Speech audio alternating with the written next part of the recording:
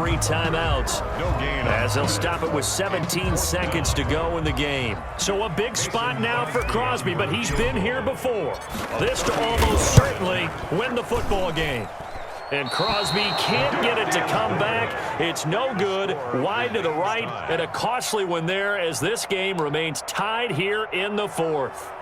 Well, he was 3 for 3 to that point, but he couldn't keep the perfect game going. Did someone mention it on the bench and jinx Maybe it? jinx him a little bit.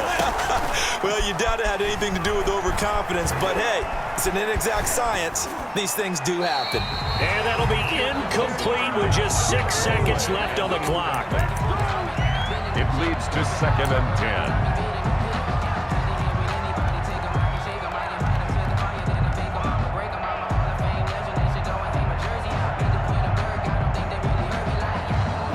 So now they'll come up on 2nd and 10, once again from the 28. Wilson to throw. He lets it fly for Lockett. And that's caught inside the 35. And all the way down to the 26. It's a little teaching moment here. Overtime rules. Remind us how this goes, partner. Okay, so in the past, we had sudden death. First team to score wins, but no longer. Now, if the team receives the ball, scores a touchdown, they win the game.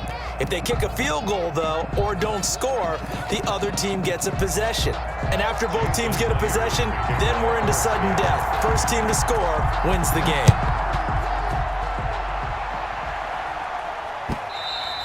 And they will not get a chance to return this one as it's through the end zone for a touchback. The Packer offense ready to get their next drive underway. They control their own destiny here. They have the football in overtime. Obviously, a touchdown would win it. And I think teams around the league are still adjusting to the idea of going downfield, scoring a touchdown wins the game, because they were used to just going downfield and trying to get in field goal range to win a game. Still having to make that transition. Let's face it now, the ones who are doing it best know they need to go down, attack, put the ball in the end zone, and not leave it up to a field goal and give the other team a chance. As we said, they control their own destiny now. Give them 14 on that one and a first down. 1st and 10 at the 42-yard line. Now Rodgers. Caught on the right side by Adams.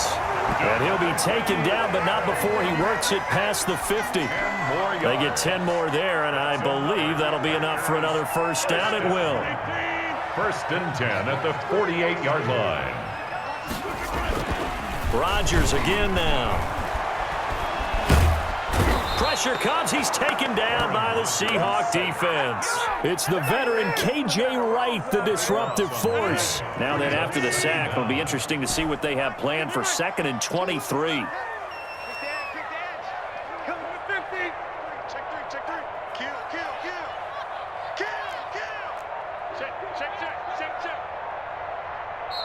Now with the play clock about to expire, we get a whistle and a timeout. They'll be left with just one remaining here at OT. Now then, after the sack, it'll be interesting to see what they have planned for 2nd and 23. Adams hauling it in from Rodgers. And he'll get it out a couple yards shy of midfield at the 48. To Davante Adams. Brings up 3rd down.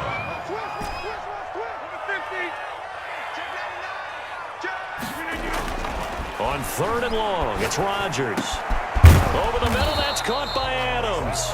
And he is going to have a Packers first down as they're able to get the 3rd down conversion. Back-to-back receptions for him, and it's another first down.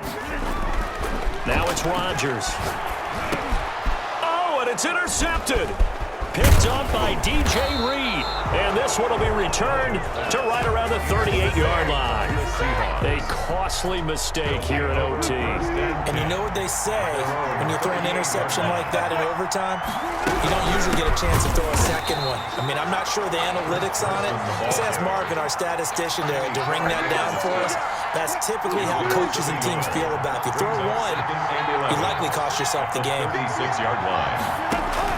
Now what can Wilson do here in the OT? They'll run the screen with Carson. And he will lose yardage here to the 31-yard line. That's going to go down as a loss of 5, and it brings up 3rd down.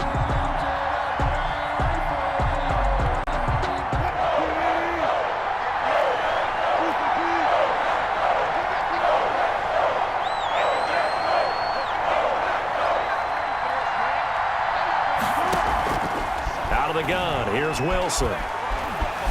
Flushed out right. Airing it out for Olsen. Oh, and it's intercepted. Picked off by Jair Alexander. So we will see yet another drive in this overtime. For whatever reason, neither team able to finish this game off. I know that the first thought is, does anyone really want to win it? But I think that they both desperately want to win it, and sometimes you force things, and that leads to errors. Well, it's out there for the taking. We'll see who can do it. And they're going to get this beyond the 40 before he's taken down. An ideal beginning of the drive there as they'll get 20 and a first down. At the 41-yard line. Off the play fake to Jones. Here's Rodgers. Making the catch is Sternberger.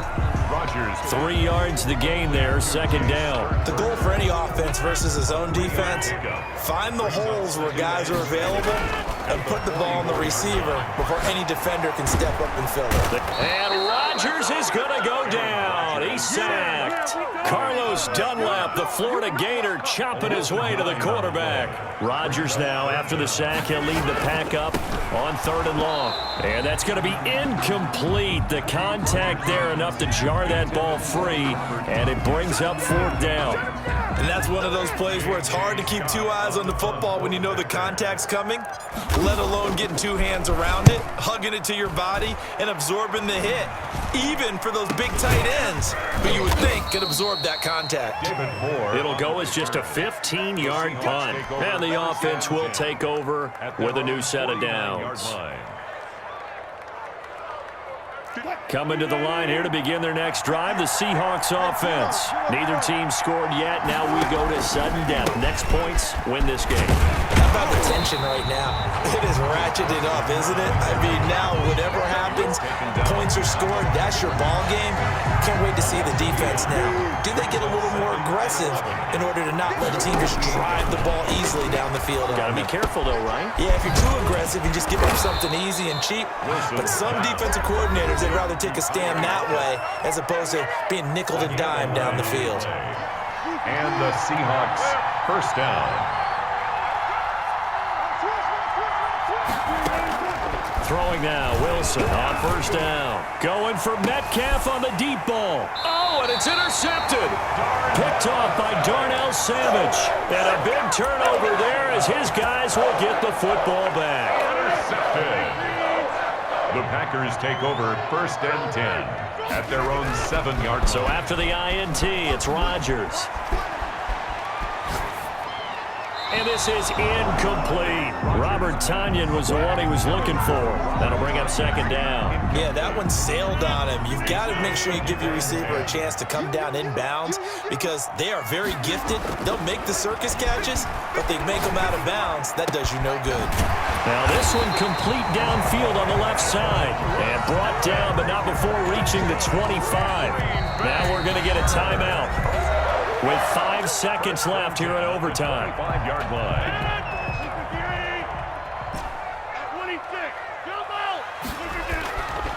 On first down, Rodgers. And that time almost intercepted. That would have changed things here in overtime, but instead 2nd down. It's now 2nd and 10 at the 25-yard line.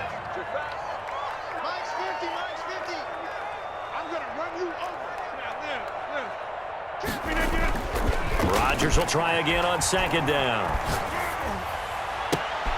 And he's upended at the 33 following a good pickup of 8. So the OT clock hits 0, and we're still not done. We'll switch sides and need at least one more OT to decide it after this.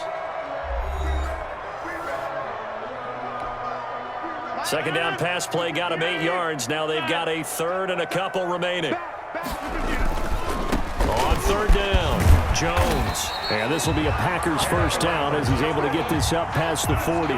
2 first downs have him up to the 41 now for 1st and 10. 1st and 10 at the 41-yard line. There's Rodgers to throw. Oh, and it's intercepted. Picked off near the 42. And they will take over possession of the football at their 42-yard line. Wilson and the Seahawks take over now 1st and 10 at their own 42. Off the play fake, he'll set up to throw it. On the run, he'll let this go deep right side. Oh, and it's intercepted. Adrian Amos with a pick. Past the 10 to the 11-yard line, and that's where the return stops. I think you and I were a little surprised back earlier in the game when he threw his second interception. I mean, who would have thought a quarterback of his caliber picked now 5 times? It's beyond stunning to me because we're used to that with maybe a quarterback with less experience or less talent. But a quarterback of his caliber, I can't believe what we've just seen. Absolutely. If you would have told me this coming into the ball game, I would have said never, not in a million years. But here we go. Now this one to his tight end out on the right side. 3 yards the gain there, second down. A little dinking and dunking that they're doing. At some point, is it appropriate to maybe take a shot? It is if you feel good about it. But otherwise, you do what a coach told me a long time ago. Take what they give you, but make them tackle. In other words, get it to one of your guys in space. If you make someone miss, that could turn into the big play you're looking for. Brings up third And it looks like we've got a dime set here defensively. 6 DBs in the game. Rodgers with a give. It's Aaron Jones. And this will be a Packers first down as he's got this up to the 40-yard line. for a Green Bay Packer. First and 10 at the 40-yard line. And they'll keep on the ground with Jones. And they'll get to him after a gain of 7 to the 47. Aaron Jones. Well, no matter how they phrase it, staying on schedule, staying ahead of the sticks, whatever you want to call it, 7 yards on first down, that fits the bill. At the 47-yard line. On second down now, it's Jones. And he'll fight his way forward to about the 48-yard line. We talk about defenders, specifically linebackers, keeping their eyes in the right spot. He had that eye down the entire time. And you know that's not easily done because they throw a lot of misdirection at you. They try and fool you. They get your eyes in the wrong place. But you're right about that one. He correctly figured that one out and made a really nice play. 4 yards on the pickup, good enough to extend the drive. At the 48-yard line. 50's the mark. 50's the mark. Watch the run. Watch the run.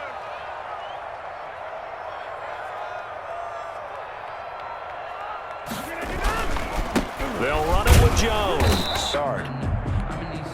Here's second and 9, just a yard on that last run. Watch QB drop. Mike's 50. Mike's 626. Set. Bang, bang, bang, bang.